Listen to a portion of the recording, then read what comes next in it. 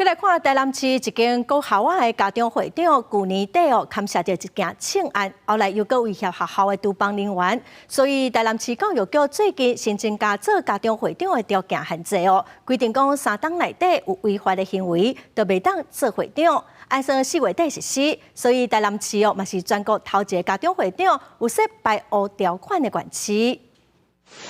来到台南某一间学校的厨房，确认实在的采购、验收，拢有落实标准化的作业流程，就是要化解外界对校园食安的疑虑。真正有民代亚康讲，台南市某一间国小有使用烂去的菜，互囡仔做营养午餐。针对这件代志，台南市教育局表示，民代亚出来相片是要退回食材，并无真正互囡仔食到。因若针对食材敢有采购验收不实，也是有外力协别介入等等的问题，拢会过来调查。可以的话，也希望学校在这个部分能够再多加强一下。学校的把关可能蛮重要的吧？对啊，因为它量很大，可能需要花一点心力去处理这些事情。从采购接下来进货之后的验收程序，这个温度啊、重量啊，还有一些外表的所谓的这个检验。那检验如果有不合格，那么马上就会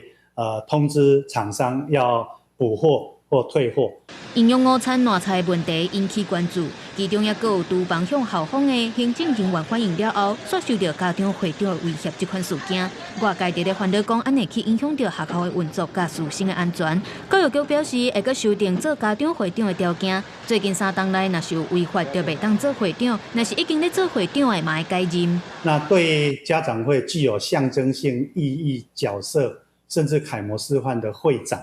其实是应该要有比较高的道德期待，有违反法令规定，那么有损这个家长会的形象，还有学校声誉的，就不能担任会长。那已经担任的，当然解任。教育局强调，家长会长的排污条款已经讨论真久啊，不是这件代志发生了后才临时来修订。按算这礼拜就会送到市政会议来讨论，上紧4月底会发布实施。到时就会成做全国第一个家长会长的排污条款，符合各界期待。另外，针对营养午餐用到烂菜的问题，教育局嘛启动专案调查。记者综合报道。